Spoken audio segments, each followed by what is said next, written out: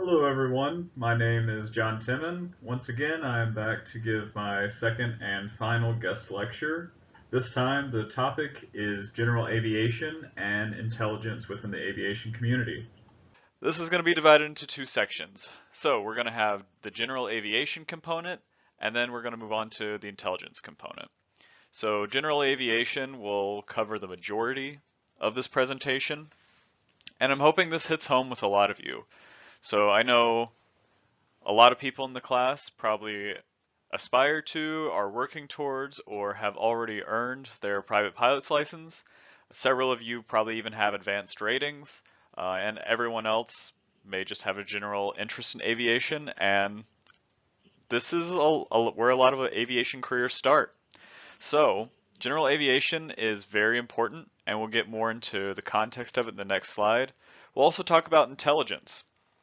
So the intelligence aspect is going to mainly focus around the Department of Homeland Security, particularly TSA, as we've probably covered in the air cargo and the commercial aspect of aviation security. TSA is a big player, and it falls underneath the Department of Homeland Security. So we'll talk more about information sharing, how that information is gathered, disseminated, what's done with it.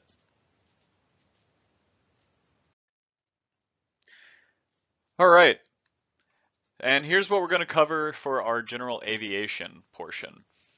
We're going to talk about the secure guidelines for general aviation airports. That is going to be a series of guidelines that was rolled out in the early 2000s, which was followed by the Secure Fixed Base Operator Program. Talk about what an FBO is and what that program means. Then we'll go on to talk about the DCA Access Standard Security Program, or DASSP. Also, we're going to have the Alien Flight Student Program, talk about the requirements for foreign nationals to receive flight training in the United States, and also talk about different aircraft restrictions and regulations. So before we go into our first topic in general aviation, let's first contextualize what general aviation is and how important it is, how big of a player it is in aviation in this country. So, what is general aviation? What do we mean when we say that? So, general aviation, or GA for short, is going to be all civil aviation, which excludes cargo, military, and commercial passenger flights. So, military planes, not general aviation. All cargo planes, not general aviation, right? Examples of what these types of flights are. And this is not limited to, you could probably think of other businesses and things that are not included in this, but like search and rescue flights. That is considered general aviation. If you're looking for somebody using an aircraft, that's a general aviation flight. Flight training. So if you're going to your local general aviation airport and you're taking flight lessons, you fall under the guidelines and regulations of general aviation. Recreational flying, this one should be pretty obvious. You're taking your plane out for a joyride, you fall under general aviation. Some others are medical. So at the Wexler Medical Center, of course, we have the medical helicopter, which is constantly flying over. That is general aviation. And also your skydiving. So if anyone aspires to do that, that is under general aviation as well. So this is the majority of aviation in the country, like I've said. There are over 19,000 landing facilities in the United States alone. So this could be anything from the general aviation airports that we will talk more about. This could also be helipads on oil rigs. There is a lot of general aviation landing facilities. There's also over 200,000 general aviation aircraft. I use this picture from Oshkosh to just kind of demonstrate that. If anyone's been to Oshkosh, super jealous, always wanted to go. It looks like a blast. It's the largest fly-in the world, and they produce a picture like this every year. It's basically, I think this one is, so this is from 2019, and I think it was like 10 in the morning to 2 in the afternoon. These were all the planes that arrived in Oshkosh, Wisconsin. Just this tiny general aviation airport in Wisconsin. So that accounts for 77% of all air traffic, according to 2017's General Aviation Guidelines. So most of the planes in the sky are not the passenger jets we see flying overhead, it's these general aviation flights. And this is due to being over 600,000 pilots are in the United States. So there's a lot of pilots out in the system. Most of them are general aviation pilots. And there's also 90,000 flight instructors. So there's a lot of people learning how to fly, a lot of pilots, and this makes up over 1 million jobs. Just the infrastructure and the planning, the flight training, facilitating these operations is a significant part of the job market. But the TSA has taken a less direct role with regulating this aviation despite its pervasiveness. So this is mainly due to fewer high-profile incidents. You mostly hear about things happening on passenger airlines. That's the highest profile incidents, obviously, because that's the largest threat to life within a single event. And therefore, general aviation just gets less policy attention. So because there's fewer high-profile incidents, they get less attention from lawmakers on how to regulate general aviation. And then all in all, that leads to there just being less resources to regulate, less resources to enforce policy. So the TSA establishes rules and guidelines, but it's not as intense as we would see in cargo, like we saw last presentation, or even all commercial aircraft. So first, let's talk about security guidelines for general aviation airports. What you'll find in your textbook is from 2013. The most recent one I was able to find is from 2017, and that's where a lot of the figures and numbers in the last slide came from. But what's important about this is it's the first significant action towards securing general aviation. So they rolled out this for all general aviation airports and flight schools in May of 2004. As the name would hint, it is a voluntary compliance program. So I've included a GIF there of one of my favorite quotes from the first Pirates of the Caribbean movie. Pirate code is more like guidelines rather than actual rules. So this is voluntary compliance.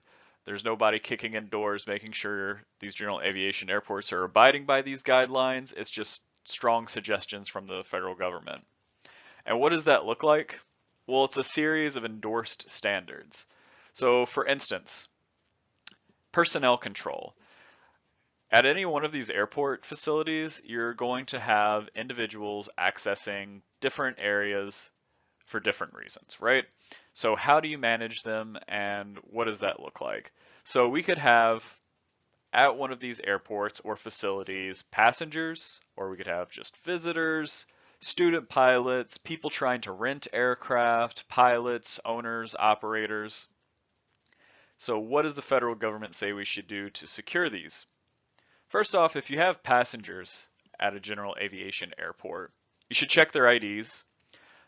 If they are getting into an aircraft, you need to make sure that they've been invited by the owner operator.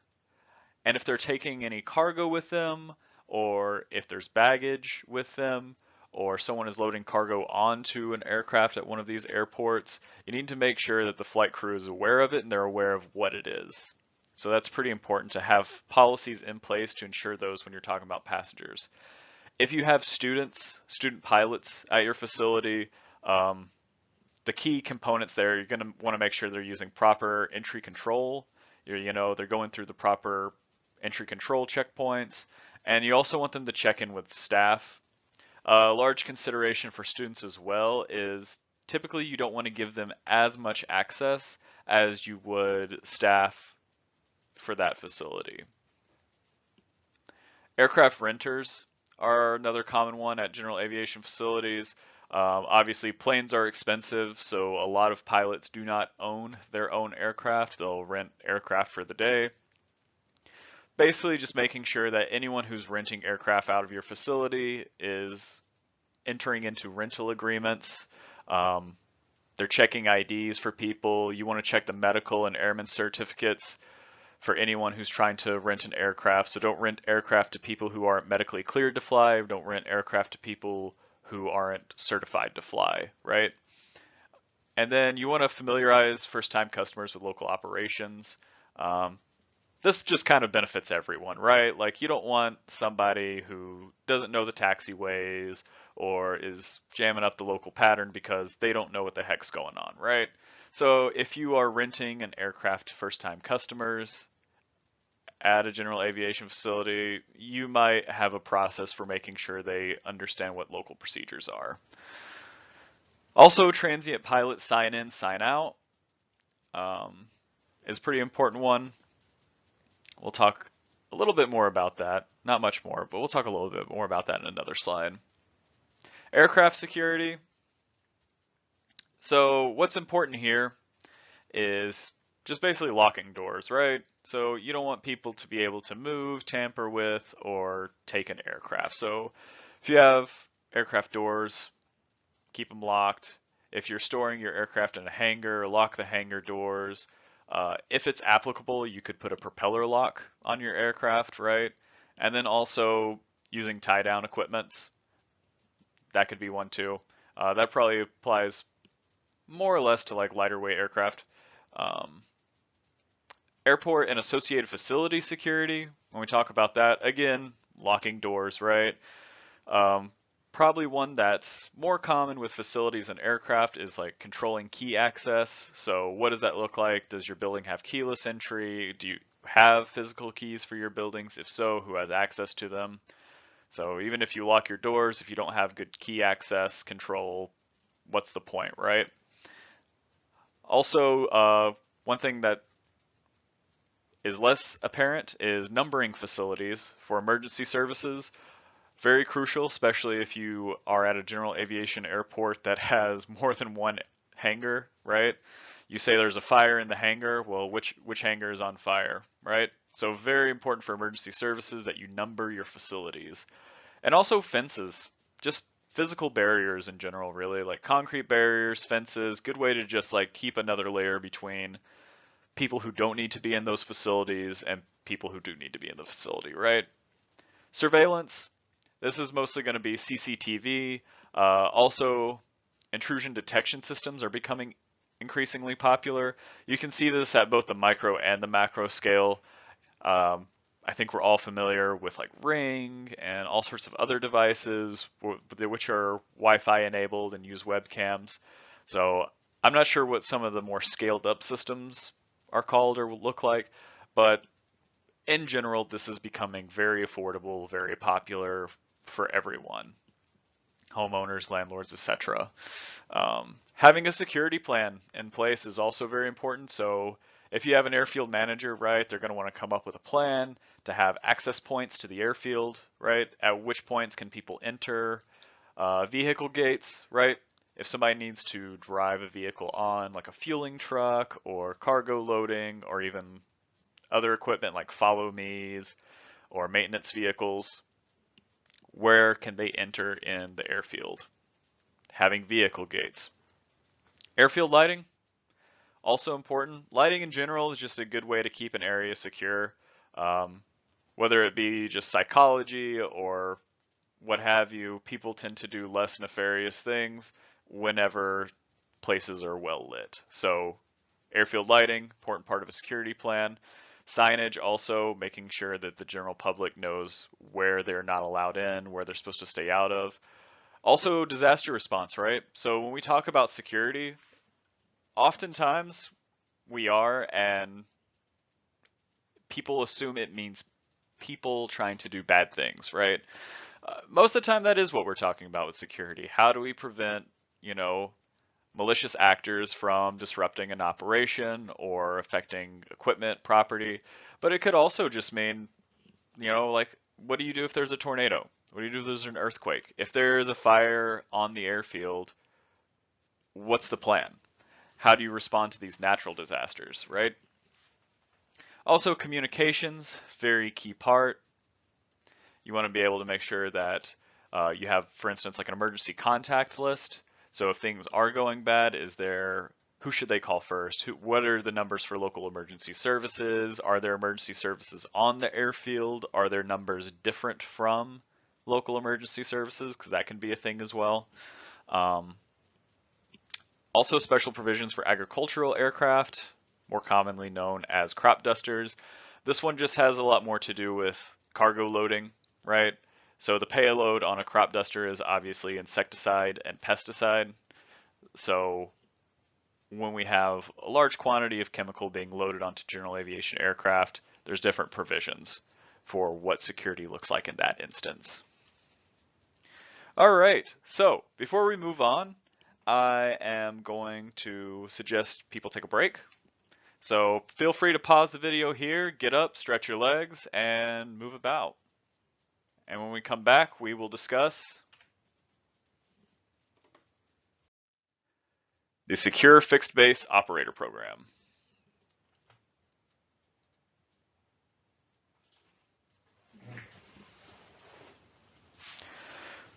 All right, hopefully you got up and stretched by now, and you have resumed the video. The Secure Fixed Base Operator Program. So first off, what is a fixed base operator? Fixed base operator, rather. They're more commonly known as FBOs. I've included a picture here of Signature Aviation. There's several companies that are pretty common. Woodward Aviation, Landmark Aviation are all common FBOs you'll see at general aviation airports. And they just provide aircraft services, right? So it could be anything from maintenance to fueling to hangar storage. Basically, they're going to be your go-to people if you land an aircraft at an airfield or a general aviation airfield. They're going to provide you all your services. And this program was implemented in December 2007. So shortly after the first guidelines were released, this program was put into place. And the most significant part of this program was that it enabled passengers to be checked against the electronic advanced passenger information system, as well as crew IDs too. This is huge. I've actually dealt with this during my time in the military. We would take reservists back to Milwaukee, and we would deal with Signature Aviation there. And this was the service they provided for us, right? They were military members. They were our people. We were just taking them to drill weekends, and they would check their IDs against terrorist watch lists, criminal background checks, and flag them if something went wrong. Obviously, there was not. There are people, but you know, it's an important service for securing something that doesn't really get much policy attention. All right, the DCA Access Standard Security Program, or DASSP. This is going to affect general aviation operations into or out of Reagan-Washington National, all right? For those who are familiar with the DC area or have flown commercial a lot, you know there's two big airports in DC, right? There's Dulles, and then there's DCA, or Reagan-Washington National. So, obviously, looking at the geography of the nation's capital here, DCA is right here. So it's very important that we have increased security measures of DCA. So the first thing we're going to do, TSA inspections of property, aircraft, and passenger IDs. That is going to be the first layer of security here. We're going to make sure that TSA has properly inspected any property you're bringing on board that aircraft, your personal property. They're also going to look at the aircraft itself, and they're also going to check passenger IDs. Next, as an owner-operator of general aviation aircraft out of Reagan-Washington National, you're going to have to provide TSA with the start and end dates of your flight. I would think in most cases that would be the same. Crew passengers and passenger manifest. You're going to have to provide TSA a passenger manifest 24 hours in advance. That's not that wild of an expectation. You should reasonably know who's flying with you a day before. Enhanced background checks for passengers, also something that's required. Fingerprint-based criminal background checks for the crew is also something. This is actually a pretty common security measure. A lot of different regulations are going to mandate fingerprint-based criminal background checks for the crew. Just making sure that anytime we put someone behind the yoke, right, they're not going to do anything crazy. Also, this one is probably one of the more extreme measures, but an armed security officer is required on board each flight in and out of DCA for general aviation. So accompanying this program is something called the Maryland 3 program. It is named that because the 3 closest general aviation airports to our nation's capital are all in Maryland. So it's a little bit tough to see on this map, so I'm just going to go ahead and draw the border of DC and Maryland. That's not perfect, but it'll work for today's purposes. So that is the border between DC and Maryland, right? Okay. So our 3 closest airports are going to be College Park Airport in College Park, Maryland. We're also going to have Potomac Airfield and, last but not least, Hyde Executive Field, right? So all 3 of these general aviation airports require a security coordinator, and the purpose of this security coordinator is going to be implementing a security plan, which is similar to what can be found at a commercial airport like DCA, right? Or Reagan Washington National. And all of this is pretty obvious why these airfields need heavier security for people owning and operating planes, right? Because let's say you are at one of these airfields and you are flying to DCA or vice versa, right? You're coming very close to Capitol Hill, the Capitol building. Also, people who are familiar with DC, maybe you have been to Washington, D.C., know that this is the National Mall right here. So where you can see the Washington Monument, the Lincoln Monument, the Reflecting Pool Vietnam Memorial Wall. And also, last but not least, is going to be this address right here. That approximately is 1600 Pennsylvania Avenue, also known as the White House. So it's pretty obviously why there is an increased security of this area. They don't want people flying planes into important buildings or anything like that. Next, we have the Alien Flight Student Program, or the AFSP. So this applies to all foreign flight school candidates. And what it's going to ask of them is that they submit biographical information and that they're going to have to do a fingerprint-based background check, right? So they provide their fingerprints and their biographical information to TSA. TSA takes that information and performs what's called a security threat assessment. What is that? Basically, TSA is going to look for 3 things. They're going to cross-reference that information with 3 different databases. They're going to check a student's criminal record. They're going to check that student's immigration status. And they're also going to check that that student doesn't pop up on a terrorist watch list. All right. In addition to these regulations placed on potential students, flight school employees are going to have to take an initial and recurring security awareness training. So they're going to get briefed on what they need to be looking for, what types of suspicious behavior, that sort of stuff. Are students making large cash transactions? Are they exhibiting peculiar behavior when they're receiving lessons? That sort of thing.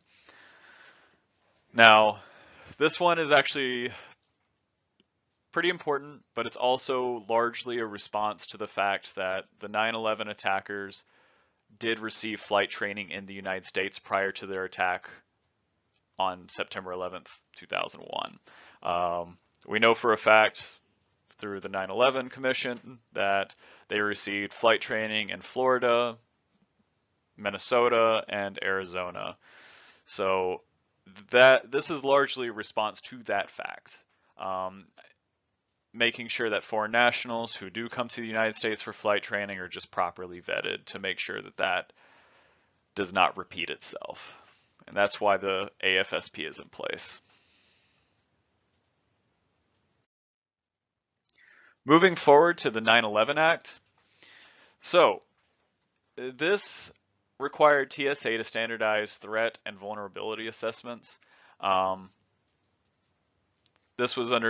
what we have here is the Government Accountability Office, or the GAO, conducted a survey of over 3,000 general aviation airports. I think they only got like 1,164 responses back, so it was not a very popular survey.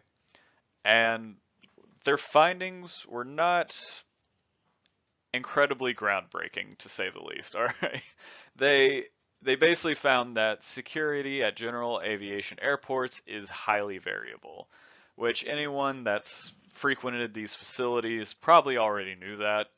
You know, you'll go to some and they'll resemble small scale commercial airports, and you'll go to others and it'll just be like, you know, hop in Jim Bob's biplane and get going, right? They found that 97% did have an emergency contact list, so that was reassuring to hear. Also, less than 19% had measures to ID packs and cargo. Packs is just going to be shorthand for passengers. You may see that in other contexts. But yeah, so that's a little bit troubling. Less than a fifth of all general aviation airports don't have a means to ID passengers or to ID the cargo that is going onto planes at their airfields. And when we look at this, so given these results of that survey, the Government Accountability Office conducted a study on selected airports. They focused in on 13 airports. I don't know how they made these determinations, and also just to say, like, 13 is not a significant sample size. So when I kind of made these over here, the top three and the bottom three, I just used what's called like pot odds, right? Because you can't, I don't understand why they made that decision. But enough about the statistical insignificance of having only 13 airports.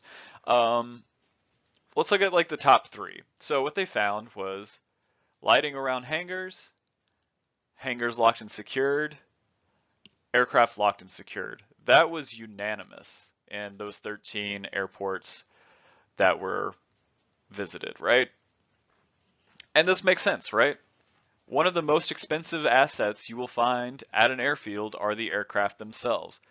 Aircraft are expensive. People don't want aircraft being tampered with. People don't want their aircraft potentially stolen or even parts stolen off their aircraft. So anything to keep the planes themselves safe, that obviously takes precedence, and that's something that all of these facilities demonstrated. But let's look at the bottom three. Which measures were not accounted for? Package and cargo screening, we already talked about this a little bit, less than 19% able to ID packs and cargo. Also, lighting around the perimeter. Only 3 out of the 13 facilities, all of which were commercial and general aviation mixed facilities.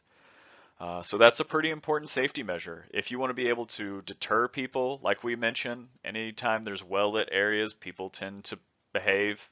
Deter people or identify threats that are immediately outside of the aircraft, or airfield rather. Perimeter lighting is super important, and only 3 facilities had it. Intrusion detection system. This one I think is interesting to keep coming back to. So in 2017, the TSA did note that general aviation facilities were increasing their intrusion detection systems. They did not offer a figure. Obviously in 2011, it was only 4 out of 13, but these are becoming really cheap. So I think it could be close to 13 out of 13 in the coming years if it's not already quickly approaching that.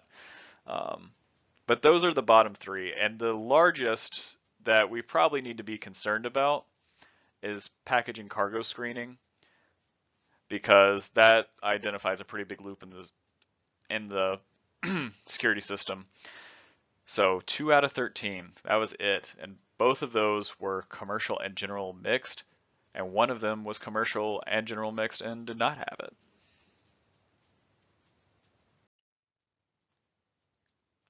All right, so next we have the 12.5 Standard Security Program. What that is it's going to apply to aircraft that are over 12,500 pounds, right? So the 12.5, kind of a nifty little name there. The purpose of this program was to enhance and standardize general aviation security. So as you remember from the last slide, in the air cargo world, there was an increased amount of security measures implemented on aircraft that fell between 12,500 pounds and 101,309.3. What a number. For those who have a hard time remembering 101,309.3, it's even a tongue twister to say, 45,500 kilograms, right? That's where that number comes from. So this also applied to general aviation. If an aircraft, like you're a hotshot jetting around on a Learjet, and your jet weighs over 12,500 pounds, these security requirements apply to you. All right. So this was part of the Large Aircraft Security Program, or LASP. This was implemented on October 30th, 2008. And it required that there be a TSA approved and audited security program. Also, again, very common regulation, crew fingerprint based criminal history. We're also maintaining that passenger watch list matching, so looking for passengers who come up on our terrorist watch list. And then also this required that not only they implement an audited security program, but what does that auditing mean? They have to have biennial compliance conducted by a TSA approved third party. So they would have a biennial inspection, you would have an independent auditor come in and see if you were complying with the security program the TSA required you to have. Also, aircraft for hire weighing over 101,309.3 pounds, there's that number again, required them to screen passengers in accessible property. What does accessible property mean? It's basically going to be anything that's on your person, carry-on, baggage, that sort of thing. So, and then check for unauthorized persons or stowaways. This is vitally important. All right. There's lots of notable incidences where stowaways have died, stowaways have crawled into crevices, parts of the aircraft that people did not already know about. Actually, during my time at Ramstein Air Base, Germany, this happened. There was a stowaway and it was a fatality. It was a small child crawled in part of an aircraft that no one knew a person could even fit into. They managed to get up in there. And then died of hypoxia, right? So always check for stowaways. Super important, not only for the safety of you, but also that's just saving someone else from their own actions, rather. Also, to circle back, the Private Charter Standard Security Program, or PCSSP, chartered flights have a very similar security program to commercial aviation. So if you're going to get on a charter flight, you're probably going to have to go through the aircraft for hire standards, which is you're going to have to be screened like a normal passenger, and so is your accessible property. I think it is like slightly laxer, but the big thing here is that's going to apply to charter jets. So if you are chartering like a Learjet or something, when I worked for Delta, we actually did have sports teams that would charter Delta jets. So for instance, 757s were very popular for sports teams to carry their players and staff from place to place. We had the Twins charter, we had the Timberwolves charter, also the Packers charter. Fun fact, if you were a very large sports fan of one of these teams and you interviewed to get on the charter program for that team, there was a likelihood you would be rejected. Yeah, it's kind of interesting to think about, but if you were a big fan, they didn't want you to bother the players or the staff. So they tended to favor people who were indifferent to the sports teams. So something interesting to consider there. All right, well, with that being said, the 12.5 program will be our next stopping point. So feel free to pause the video here, get up, stretch your legs, walk around your apartment a little bit, and when we come back, we will discuss intelligence.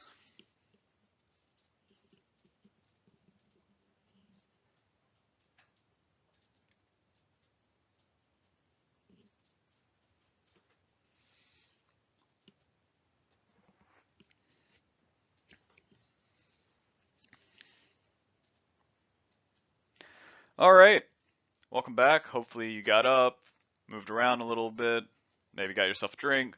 Now we're going to talk about intelligence, right? So, intelligence is going to be our first layer of security, right? And this is a good thing. We want to thwart any actions against aviation transportation or any mode of transportation prior to them happening rather than during or after they've happened, right? Like we wouldn't want to deal with the aftermath. We would hopefully catch this before it happened.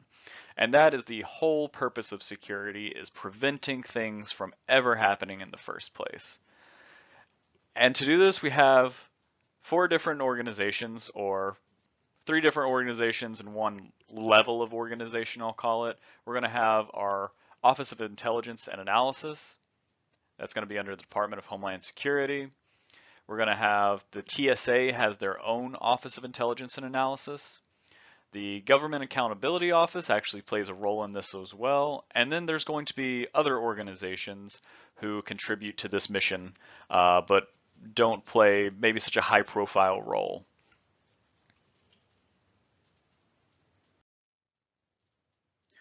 All right, so the Department of Homeland Security Office of Intelligence and Analysis, also known as the OIA, it covers all forms of transportation.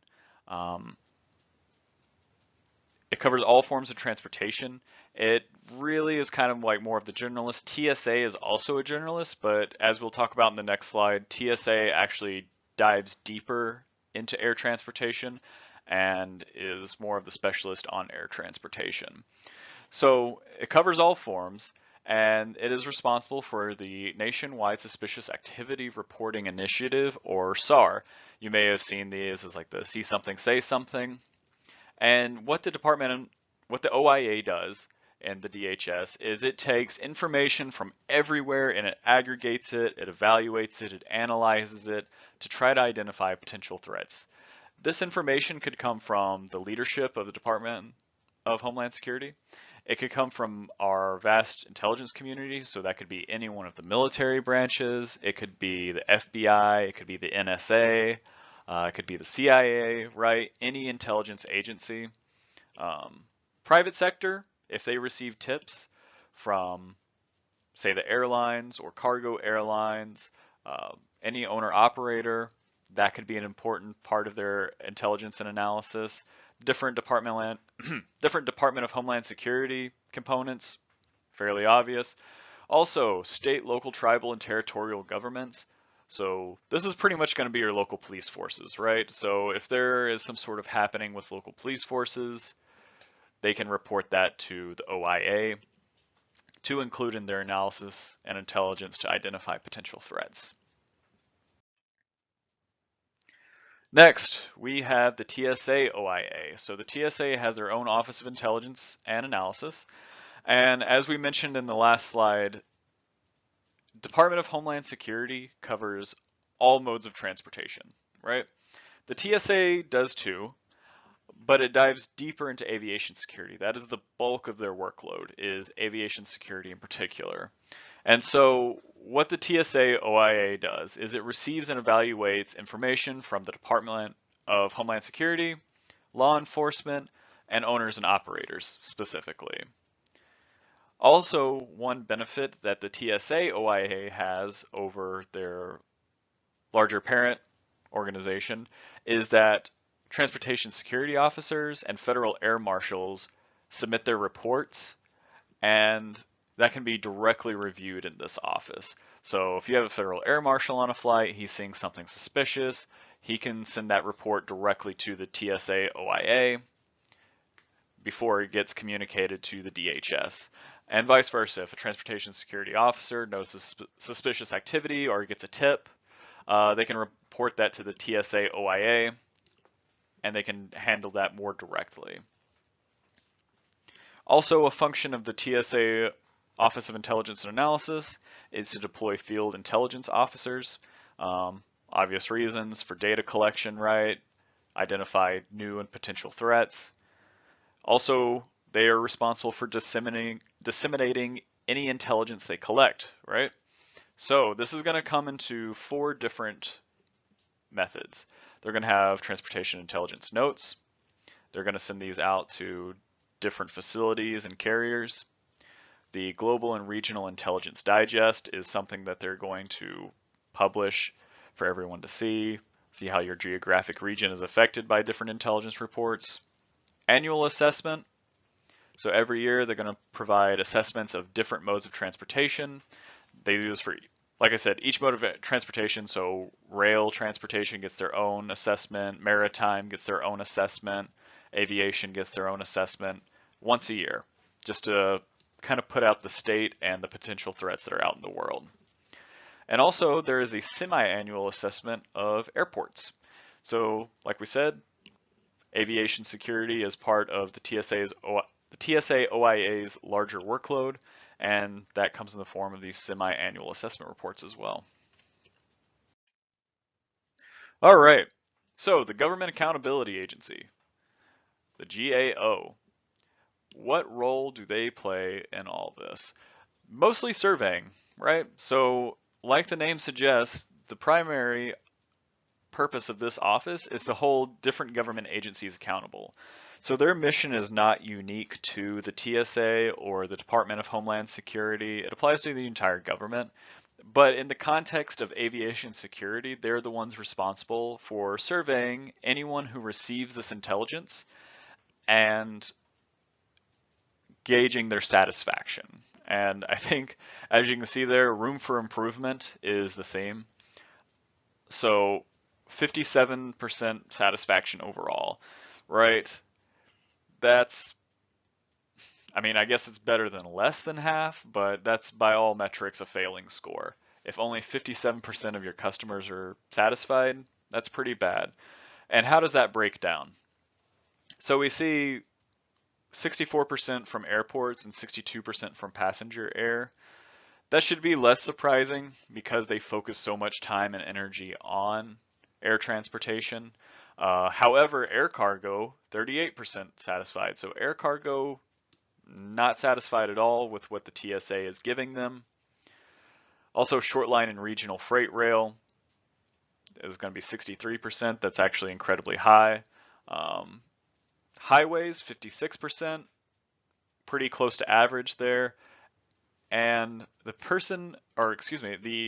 type of transportation that is the least satisfied with the intelligence that the TSA has to give them is going to be our Class 1 freight. So in Columbus, we have CSX running rails all through the city. So that's who we're talking about. We're talking about CSX, we're talking about BNSF, we're talking about Norfolk Southern, right? Canadian Pacific. Those are your big Class 1 rails, and they are not satisfied with the intelligence that TSA gives them. And what's the biggest complaint? Well, the biggest complaint is basically that they receive this intelligence from TSA, but they lack actions, and the information that they're given is not actionable. So what that means is basically they tell them things that are not helpful. They tell them things that they can't do anything about, right? So that is one reason that has led to their dissatisfactory results. So that is the state of the TSA OIA, is they provide intelligence. It's obviously highly criticized intelligence. But what other measures do we have? So the TSA has actually partnered with the air cargo industry to create Air Cargo Watch. Hopefully in the future that will increase their satisfaction score from 38%. Yep. So they create the Air Cargo Watch that helps TSA basically identify any suspicious activity going in cargo yards or being loaded onto passenger aircraft, tampering with personnel, those sorts of issues. Also, Aircraft Owners and Pilots Association, or the AOPA, has its own airport watch program. So that is probably the most notable. I think that is another level of security that we could discuss is professional organizations. Professional organizations, other than the AOPA, but the AOPA has one of the largest ones, have their own security programs. And what forms does this take? Like, what can the AOPA and professional organizations do? Two things. They focus on education and reporting suspicious activity. So, for instance, if you are a general aviation pilot, you like to fly your Piper Cub around on the weekends, what does suspicious activity look like? What do you need to be reporting? Um, some examples of that would be unusual aircraft modification, unusual aircraft activity, right? I would love to see what they meant by unusual aircraft modification. Could not fathom what that would mean. And then pilots under the control of others. This is obviously like a concerning one. If someone's about to fly a plane and you don't think that they are in control of their actions, you know, like they're under duress, someone is telling them what to do. Um, that's obviously something you should report. And then last but not least is loitering, right? So if you have strange people hanging around your plane, they're hanging around the airfield, that's something you can report, right? Especially if they're in a secure area. So, you know, if there's just somebody smoking and joking outside the airport, maybe, you know, kind of a break. But if they're hanging around secure areas, maybe that's something to report. Um, I know one common thing that often gets reported that maybe it should not, is there are tail watchers.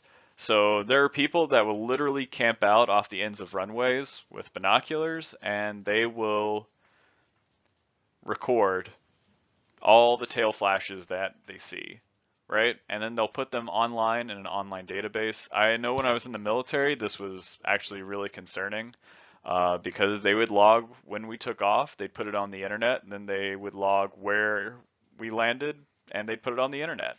Uh, Unfortunately, in most places, there's nothing you can do about it, right? Um, but that would be one example of something that gets reported often. And so there we have it. Those are our 4 levels of security for aviation security. And just keep in mind, guys, that does not just apply to general aviation. It applies to all forms of aviation. We just use the second half of this lecture to talk about it. So in conclusion, what did we talk about today? We went over general aviation a lot. So we talked about those security guidelines for general aviation airports. Um, Obviously, GA is something that does not get covered a lot in policy, and the TSA has kind of taken a back seat to regulating it. So they do issue out guidelines for how to keep those facilities secure. We also talked about the Secure Fixed Base Operator Program. Remember, an FBO or Fixed Base Operator is somebody who's going to give you aircraft services. They now have the ability to match passenger IDs and crew IDs on checklists, right? Namely the terrorist watch list. Also, the DCA Access Standard Security Program, right? If you're taking off or flying into the DC area with general aviation, we want to make sure that they're following those security programs, also meeting those security standards. And the reasons are fairly obvious given the geography of the area, right? There's a lot of important buildings in a very small area, and they're easy to reach with small planes. So the Alien Flight Student Program, talked about that. If you are a foreign national receiving flight training in the United States, you have a little bit more of a rigorous background check to go through. And the reason being because it is a response to 9/11, right? Also, we talked about the different aircraft security regulations with charter jets. The 12.5 standard security program is at the forefront of that. So post 9/11, if your GA aircraft weighs over 12,500 pounds, I think one of the most notable examples probably being like a Learjet, then you're going to have stricter security than you did before. Then to conclude this lecture, we talked about intelligence.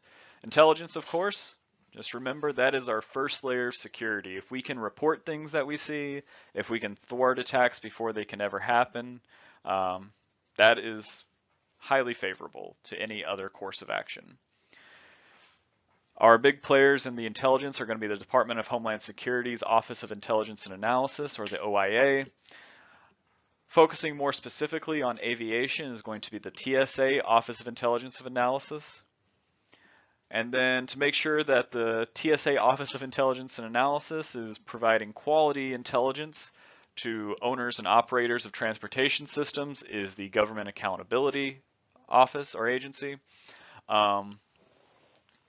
And we saw from the GAO that basically the TSA is wanting in that area. They could definitely improve the quality of information they're giving.